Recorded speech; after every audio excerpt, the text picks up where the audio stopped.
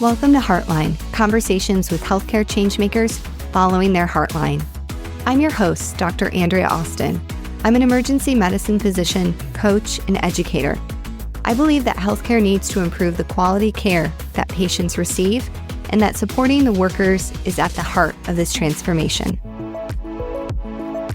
While we're making a podcast first for me, this is my first interview with a transplant surgeon. I am so excited to have Dr. David Weill, who's dedicated his career to the transformative field of organ transplantation.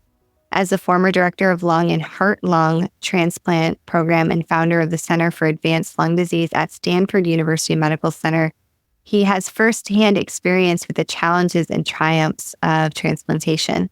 Today, he supports patients, families, and transplant teams in navigating their transplantation journey to achieve the best outcomes. And I'm also really excited to share with our audience that he's also a doctor author, which listeners know that's one of my favorite groups to have on the podcast.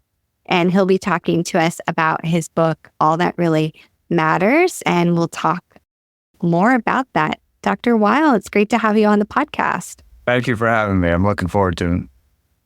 Well, in tradition, we'll start with the question I love to begin with, which is, why did you become a doctor? Okay, I've got a boring story here. I'll move right through. I'm the only son of a nurse and a doctor, and so I was around medicine and medical people since I was born. I worked in hospitals starting at age 15. I love the hospital environment. I never considered doing anything else. And I was somebody that was lucky enough to be exposed to medicine from an early age. So for me, becoming a doctor was the only thing I wanted to do. Well, maybe the follow-up then is, why did you become a transplant surgeon? Because I think any physician, we all have our challenges within our specialties. I had a little bit of exposure to transplant on my surgical rotation. And I remember thinking like, oh my gosh, like transplant surgery, that is so intense and so hard. And some of the operations are so long and so unpredictable that it is akin to maybe neurosurgery is one of those specialties when you hear, you're just, whoa, like what happened there? Like you have to, in I guess, external perspective is you give up so much to do that type of work. Yeah, I ran into transplant by happenstance. I showed up for my internship literally the first day, July 1st. And the program director got us all together and basically said that somebody had gotten sick on the kidney transplant surgeon. There was a fifth-year resident, obviously 5 years ahead of where I was at the time. But they needed an intern to kind of do some of the scut work on the service, and were there any volunteers? And I shot my hand right up. And so I was hired immediately because I was the only one that raised my hand. And I started off my internship on the kidney transplant service. And the first night that I was on the service, the team did a kidney transplant. And my job was to make sure the guy filled up the Foley catheter bag after the surgery. And so I sat there all night and watched his bag fill up with urine in a guy that hadn't been able to urinate in 11 years. And it was just the most amazing thing. I was impressed by the fact that with one operation, you could change the direction of somebody's life like that. And I was hooked immediately. I didn't ultimately go into kidney transplant, but was doing my lung training in a place that was developing lung transplant at the time. The field was in its infancies. This was back in the early 90s. Lung transplant was just becoming a thing in America. And I was at the University of Colorado, right place, right time. And so started training in lung transplantation. Wow. So it sounds like you have this predilection towards innovation and being at the head of the curve for an early adopter. Yeah, but I bore kind of easily, which is a real poor character trait of mine, but The one thing about transplant that really lasted throughout my career in it is I never, not one day, did I not want to go to work, or did I think that what we were doing was unimportant. I never set an alarm clock during the entire career, and really very much look forward to going to the hospital every day. And I love the fact that I was in a position to be able to kind of make up some of the stuff that we were doing as we were going along. The field was so new that it was basically just following common sense. We didn't have a playbook. We didn't have protocols. We didn't have a lot of data. We basically just tried to think our way through the problems and use common sense. And that really attracted me to the field. One of the fun parts about having a podcast is I get to ask people from different specialty questions that I should probably know or could have probably looked up. What is it about lung transplants that makes it so challenging? Because from my perspective, and certainly catch me up if I'm wrong, kidneys and hearts, they generally go pretty well. The lung transplants tend to, the last time I looked, the longevity of those are still fairly short. Like, what's so different about the lungs? I think it's not so much the surgery, it's the afterwards. I think that the lung is particularly susceptible to both acute and chronic rejection. It's also open to the air, unlike the other transplanted organs.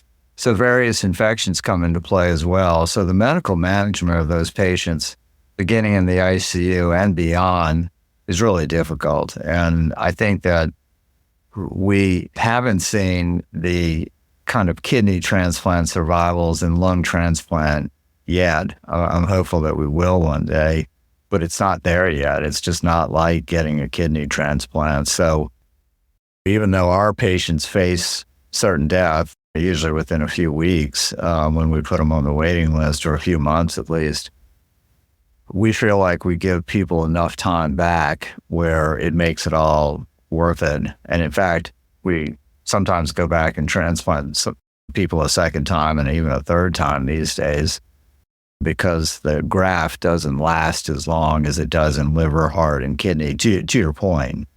And I think it's getting better, but it's not getting better fast. We're not making like leaps and bounds progression from year to year, but there's a lot of people working on it.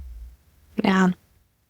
Thinking back to my medical training, so as emergency medicine, we do spend a fair amount of time in the ICU during residency. And I took care of a lot of patients that were receiving liver transplants. That was a big organ of emphasis at the facility that I was at.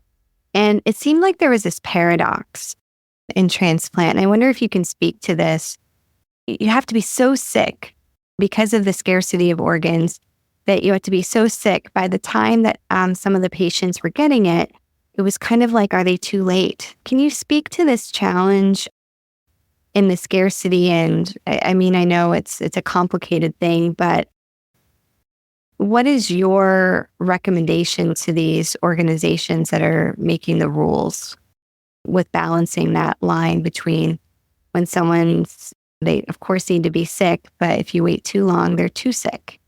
Yeah, it's a tough problem, and one we've struggled with since I got involved in transplant. We call it the transplant window. You're not too well and you're not too sick. So you're really threading a needle, and that's much more art than science, because one of my main jobs throughout my career was to decide who and when to put a patient on a waiting list. And I did this calculation every day. And sometimes it was a data-free zone calculation where I was trying to figure out, are we transplanting this guy or this woman too soon, or are we transplanting her too late? And we also know that we have to build a waiting time into that decision-making process that is also unknown. So there is a fine line that you have to kind of walk, and it's very difficult to do. And I think that the organizations that are in charge of kind of making up various allocation schemes and who goes first and all that sort of thing has recognized that when we get to the point of a patient being so critically ill, the outcomes are going to suffer, and we might not be using the donor organs available to the best possible way they can be used. And I think the field has always struggled with this, and I think it's largely because we don't have tons and tons of data about all of these areas. I'm hoping that AI actually can help us out in trying to figure out when is the optimal time to transplant somebody, because I think it's an age-old question. I don't think it's ever going to go away. I don't think we're ever going to have like the solution on it. I like to think that I would just bring my judgment to the table. And judgment is a very difficult thing in medicine because you can't often give it to somebody else, where you would just have a sense that this person needed to be on the list like right now, versus could you identify the people that could wait a little bit longer? And I did that all day long and thought about it all day long. And it was probably the toughest part of the job, frankly. Yeah, I'm curious about that. And I don't think there's anything quite akin to that in emergency medicine. I think the closest thing would be when you're triaging people and you decide who goes first. Okay. And you're making judgments on that. And we try to say that it's as objective as possible. You're using vital signs and other things. Yeah, I've been pretty fortunate that in those type of situations where triaging was truly critical, I don't think there was a lot of time or even after the fact to really question. I think the adage of you do the best that you can, but I'm wondering, because what is different compared to my specialty to yours is you get to know these people and you're intertwined into their lives. So I'm curious, and this probably gets into some of the themes around burnout, is how do you manage that throughout your career with making these tough calls, and especially as you got to know the patients and their families? Well, that topic is nearly the entirety of my first book, Exhale, that I published in 2021. It was all about the emotional roller coaster of doing this kind of work, where we get to know the patients, to your point, very well. We would know their families really well. I mean, we knew their dogs' names. I mean, we didn't have thousands and thousands of patients to keep up with. We had hundreds, but we got to know them really well. And it's an advantage in many ways. I mean, I've often thought about ER medicine. I'm not sure, because you have that snapshot in time, that would be hard for me to be able to practice medicine that way, because I really took advantage from a clinical standpoint of the longitudinal nature of the relationship between me and my patients. But from an emotional standpoint, that's something different altogether. I became very emotionally attached, as I wrote about in my first book, to our patients. And when we lost them, it was devastating to me and eventually got me out of the front lines of transplantation, because I could no longer tolerate the imperfection of it. It's an imperfect field. It's not going to go right every single time. But that didn't mean that I didn't want it to go right every single time. And I think that was something that I could do really well when I was younger. Seemingly I could go to the next patient more easily.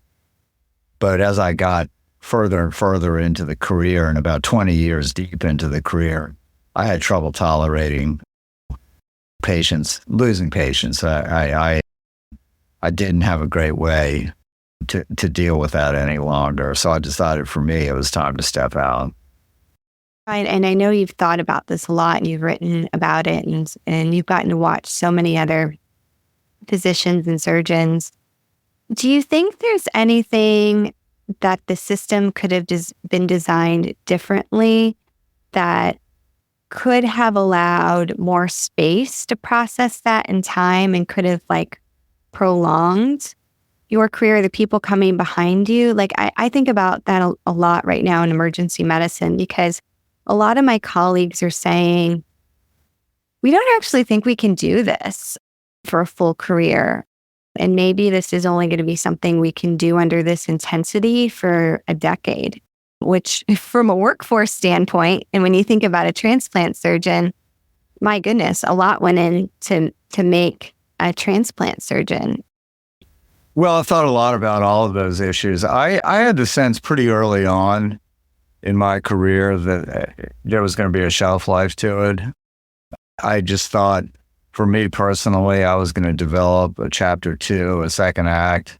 And for me, that came at age 52, a little bit earlier than I thought it would come. But that's when it came. When I stepped out of there, I was 52 years old, and that's fairly young to leave one's primary career. I've developed a secondary career, but I think it was very difficult for me. And now as I consult with transplant programs and work with teams to get them better, I see a real problem. I mean, not only among the workforce that's currently present in our field in transplantation, but also we're not really attracting people to the field in nearly the numbers that we need. And I work with programs every day that are trying to hire physicians and surgeons that can't find them anymore. I don't think the younger generation is as interested in transplant as my generation was, because they look at us and they say, well, I don't really want that life. And I can't say they're wrong. It's tough on me as an individual and the people that practice it, but it's also tough on the people around us, and my wife and my kids and everybody else is impacted by it. So in our field, it worries me quite a bit. And in fact, I've written about we need to have less transplant programs because we don't have enough people to staff them anymore. And I believe pretty strongly in that. And that doesn't give me a warm and fuzzy feeling, because I think the field needs more and more people. But until we make the job more doable, it's not going to happen. I think you mentioned burnout. I think burnout is fairly well misunderstood as an entity. And I wrote about this in my first book. I don't think I was suffering from burnout. I think I was suffering from being a human being.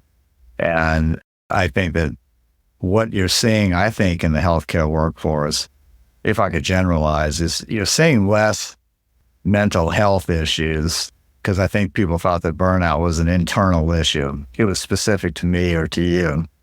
I don't think so. I actually think that it's an ecosystem problem in healthcare.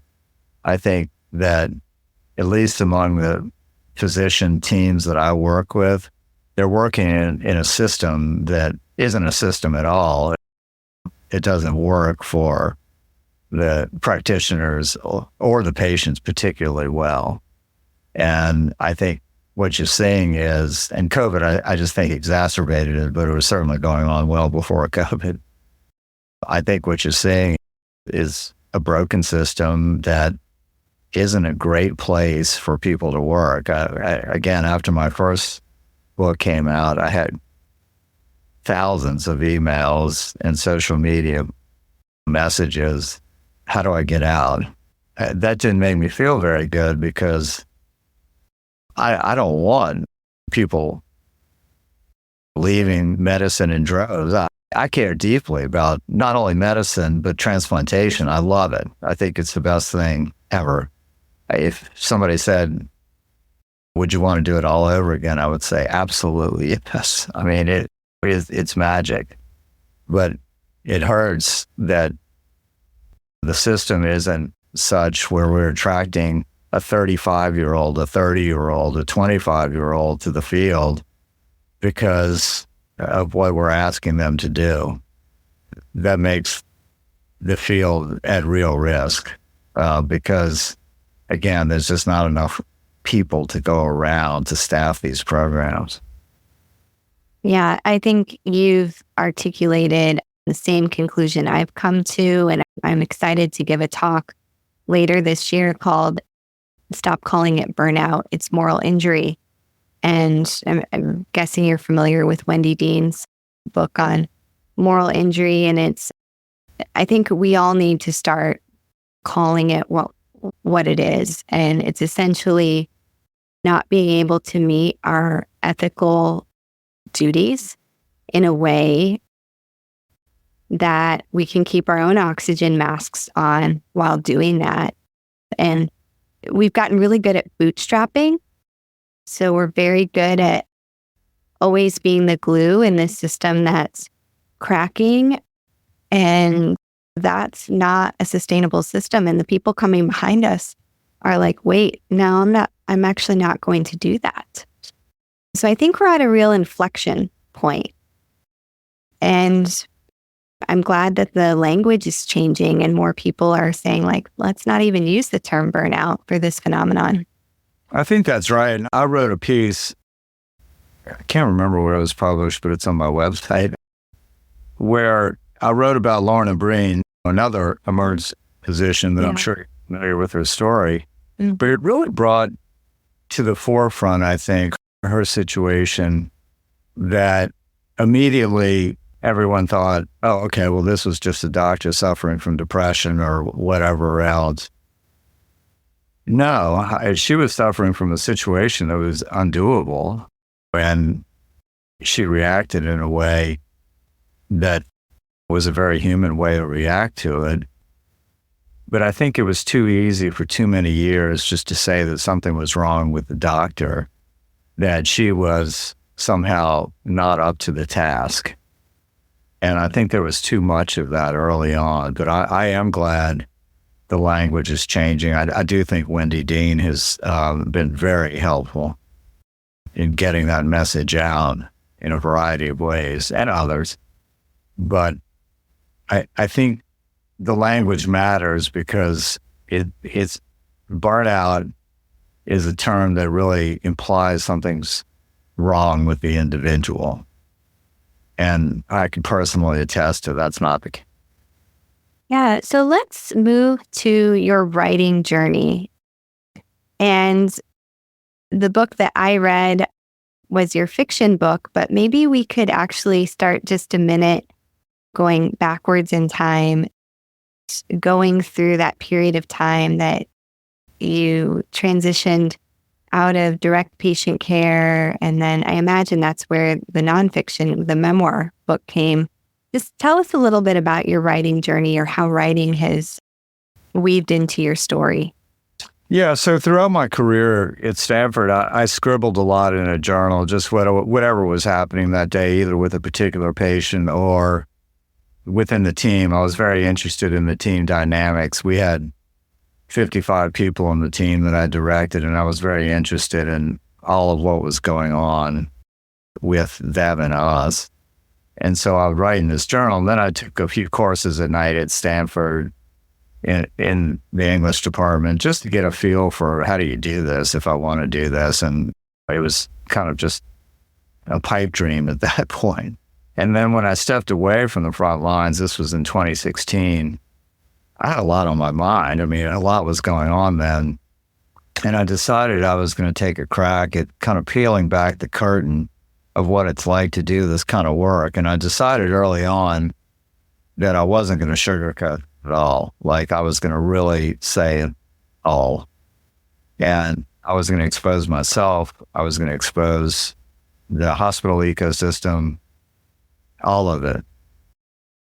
And a lot of it was not just negative stuff. It was very uplifting things that the patients, what happened, experience, what happened to them when they got this incredible life reset. But I wanted to tell the whole story.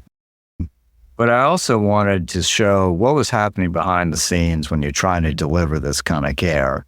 Because I think most of the public, I mean, some of your listeners may know it, but a lot of the public doesn't really understand who are they looking at when they're in the clinic room. Who are they sitting across from? What has that person's day been like? What problems do they have to overcome? What obstacles are put in their way? And I wanted to actually show all that. And the feedback I got from the book is, wow, I didn't know that all that went on. And I think it surprised a lot of people with the hospitals are complicated places. Trying to deliver complex care is hard, and there's a lot that goes into it. And a lot of patients and their families were surprised to learn that it wasn't all about them.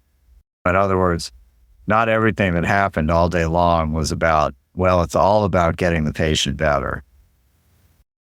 It's not, right? I mean, there's a lot of other stuff going on that has nothing to do with delivering patient care, which is unfortunate, but it's a reality. So that's what the first book was really geared toward, is telling that very personal story, the journey I had in a field that I love very much, but had to walk away from. Did you find it therapeutic, or was it meaning making as you started this new pathway? Yeah, I mean, there were times when I was crying while I was writing some of the stuff that I read. I read a lot about my father, who got a liver transplant early in my career and really changed the way I thought about transplant. I was only about 5 years into my career when he got transplanted, and I was a family member of a transplant recipient. He and I were really close. And I talk a lot about that. How did that relationship change the direction of my career? It changed it a lot, because it became very difficult for me to distance myself from the people we were transplanting, because my father had just gotten a transplant. Now everybody was my father that we transplanted. And so I doubled down. I was already very into it, but I think I doubled down on it after he got transplanted, and it became more religion, and the mission became the most important thing in my life, quite frankly. And I talk a lot about that in my book, because I think it was important to how my career went. Talk about the pivot, or if it was a pivot. Some authors stay in one genre and write nonfiction. Certainly, there's probably a multitude of nonfiction books within you, given your expertise and experiences. What made you write a fiction book? I mean, were you a literary person that you read lots of different books, or just say more about? I'm so curious. Yeah, I do read a lot. I read about half fiction and half nonfiction, I would say, and I've been doing that for years. My mother was an avid reader, so she got me involved in reading when I was very young. I'm not a very literary person, I don't think. I feel like the novel, all that really matters is less literary fiction than it is story. I hope people want to turn the pages. I hope they're interested in what happens. I don't think it's going to be confused with War and Peace or anything like that. But I hope it's a book that people want to read it. They want to keep finding out what happens to these characters. I was really interested in writing fiction because I had written a memoir that I thought told a lot of the story, but there were still some parts of it, some crevices and corners of the hospital ecosystem and the way all of us do our jobs in healthcare that I didn't get to in the memoir. But I feel like I got to all of them in the work of fiction, because frankly, I had a lot more latitude to get there. When you write a piece of nonfiction, you have to tell the truth, first of all. You try not to offend the people that you work with. You try not to be defensive or call out an institution where you worked. In a novel, you don't have to worry about all of that. I found it very liberating and freeing to be able to wander around into all of healthcare that I knew about, that I saw either in my day-to-day practice or in my consulting work I do now. And it all ended up in there. And I don't think I could have done that with the work of nonfiction for all the reasons that I said. So I loved writing the fiction book. And in fact, I had more fun writing my novel than I did my memoir. My memoir was more therapy and spilling it on the page, whereas I actually had a good time writing my novel. I enjoyed making up the characters and basing it on things that I had seen, but going here and there and not knowing where I was going to go next. I really enjoyed it. It was a blast. My third book I've signed a contract for. I'm already back to nonfiction, so I've already realized I'm in the midst of writing it now, that how hard it is to write things and stick to the truth and stick to the facts and show it how it really happened. It's a different thing. Yeah, well, that is awesome. Can you give us any inklings on this third book or just stay tuned?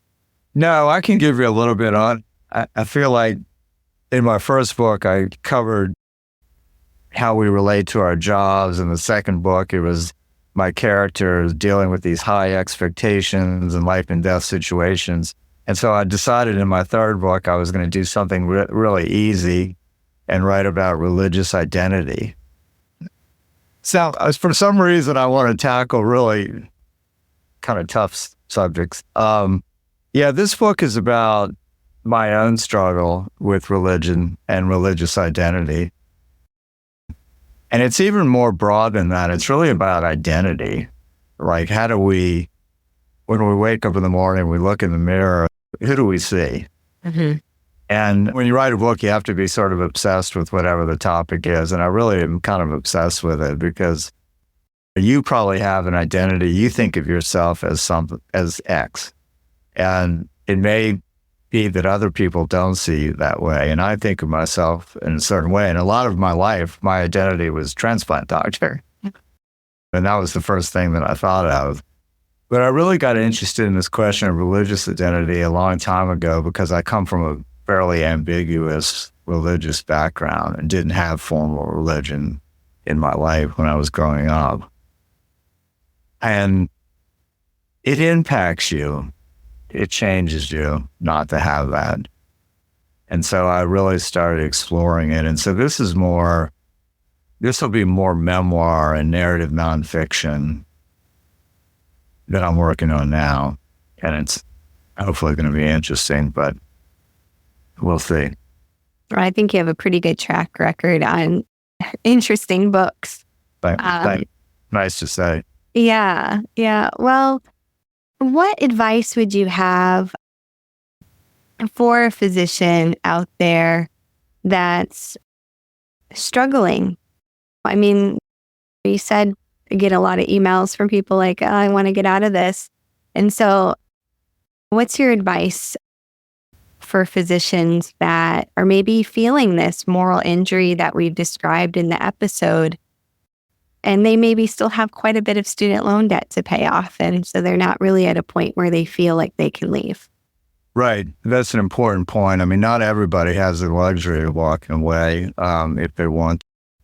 To me, and this is just my recipe. This doesn't have to be anybody else's. It came down to the 3 F's, and it's family, friends, and faith. I think when I struggled the most in the hospital, I got isolated and away from those 3 things. I didn't engage meaningfully with my family. I would come home. I had the hospital on my mind. I would sit and bury my face in a book or watch a game on TV and didn't interact much with the family. They saw it. I saw it. I knew I was doing it, but I was emotionally done for the day and I didn't have anything left. And that was a mistake. And the same could be said with the way I lost contact with my friends, the people that were the most important to me. And that was isolating. And then from a faith standpoint, I don't necessarily mean religious faith. I mean having the sense that there's a certain calmness and spirituality and serenity. And if you find that in meditation, fantastic. If you find it in exercise, that's great. If you find it in a church or synagogue, that's also great. I kind of, toward the end of my run in the hospital, lost all 3 of those connections. And I guess I would encourage, and I've actually gone around and talked about this quite a bit at medical centers, I would encourage people to every day foster all of those 3 F's. Make sure, and if you like a checklist, make a checklist. Just make sure that you're doing all 3 of those things every single day. And I think that's probably the best way to keep yourself emotionally healthy. My conclusion about healthcare is a little bit dark. I don't think any of us should be waiting on some big, massive fix to it. I don't think it's coming. I hope that doesn't disappoint. Maybe all your listeners already think that.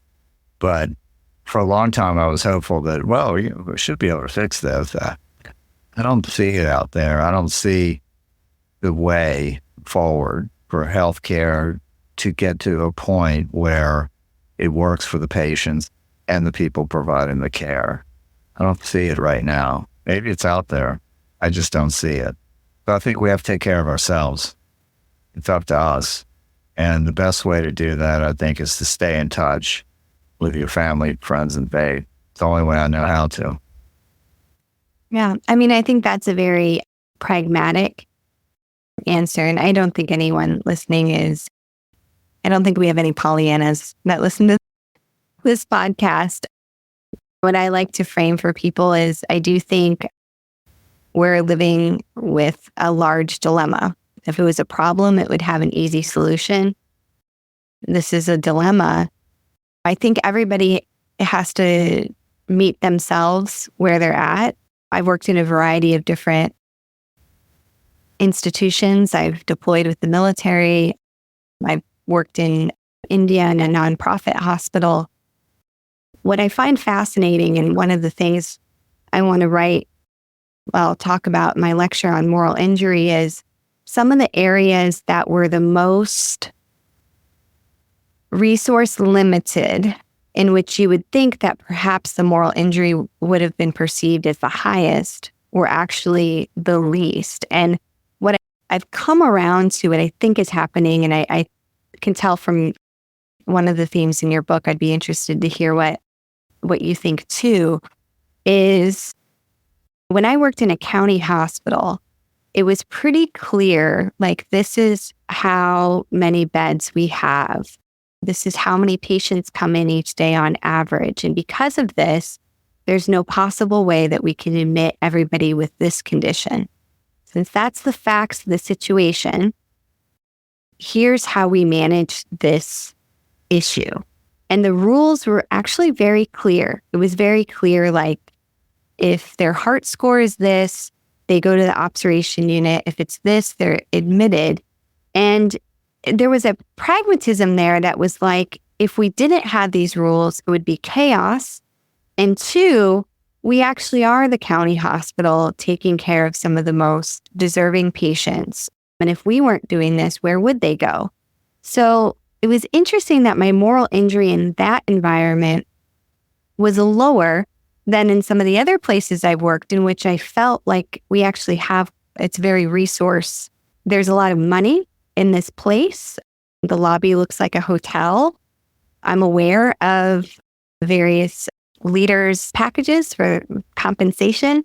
And so I'm curious at all, like, what your sense is of that. And I don't know, I kind of just gave you a lot to unpack there, but if there's something to that. Yeah, no, it's really interesting what you say. I've thought a lot about that. I mean, I practice medicine all the way over here, right? I mean, I was in a very expensive therapy. People with really good insurance got it. It was practiced in very fancy facilities. It was coronary care. And yet it was at times a very unhappy work for us working in that field. At times. There were other times when it was magical and beautiful, and seeing people get transplanted is a lovely thing. But I've often thought about the people working in county hospitals, and I've had the occasion to visit some of these places that deal with underserved populations, both here in New Orleans and in the Bay Area. These are some of the most satisfied people in healthcare that I know, because I hear from the others that aren't at all. So I think there is something to it, that those folks are probably closer to the reason they went into medicine in the first place than those of us who practice this very, high-tech, very expensive, innovative, fast-moving kind of field. And I'm not saying one's better than the other. They obviously both have roles. But I think there's something to your point about getting so close to making a difference, which is why all of us went into healthcare. I mean, I think when we lose that making a difference attitude, that's where we get into trouble. And maybe the folks who work in these resource limited areas, they don't lose it. They're always making a difference, and they know they are, and it's uplifting to them. That's been my personal experience. I mean, it sounds like it might be yours as well. Yeah, definitely something to ponder. I think all the fulfillment literature, the more mission aligned that you can be is certainly a recipe for more fulfillment. So some of that I think is reframes by the individuals, because certainly some of the affluent communities that I've worked in, well, kind of the great thing about the emergency department, for better or for worse, is it's kind of the equalizer. So you do get all kinds depending on where you work. I want to end the podcast on maybe a happier, lighter note. So one of the questions I like to ask is, what are you optimistic about in 2024, or something that you're looking forward to? Well, one thing that I'm looking forward to personally is spending more time with my wife, because we're empty nesters in August. So I'm looking forward to that personally. And I'm very much, on a professional standpoint, looking forward to, writing this third book that I'm interested in. So I'm very much looking forward to that. I think also what's great about where I'm sitting right now, and I feel really lucky to be able to do this, is I can take my experience in transplantation and bring it to other hospitals. I just got back from Abu Dhabi in the United Arab Emirates, helping them with their transplant situation. And I feel very lucky to be able to do that, to be able to take what I've learned and bring it to other hospitals. So I have a lot to be thankful for, both personally and professionally. So your book is All That Really Matters. And where can people order those books? Really, wherever books are sold. They're obviously available online.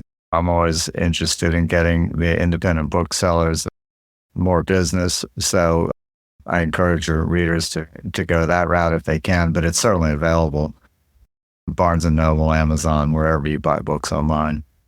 Yeah, and I believe for our listeners that would like to buy online and still support a local bookshop, there's a website called bookshops.org. That's a great option as well. And then you said you provide consulting services for transplant services. Is there any other type of coaching or consulting that you do, like individuals? Yeah, I do some of the individual, helping them out really with all kind of different issues related to workplace activities. I can be found at davidweill.com, and it's got a full sort of range of the things that I do. But most of what I do is help transplant programs that are having struggles, either clinical, administrative, team dynamic issues, you name it.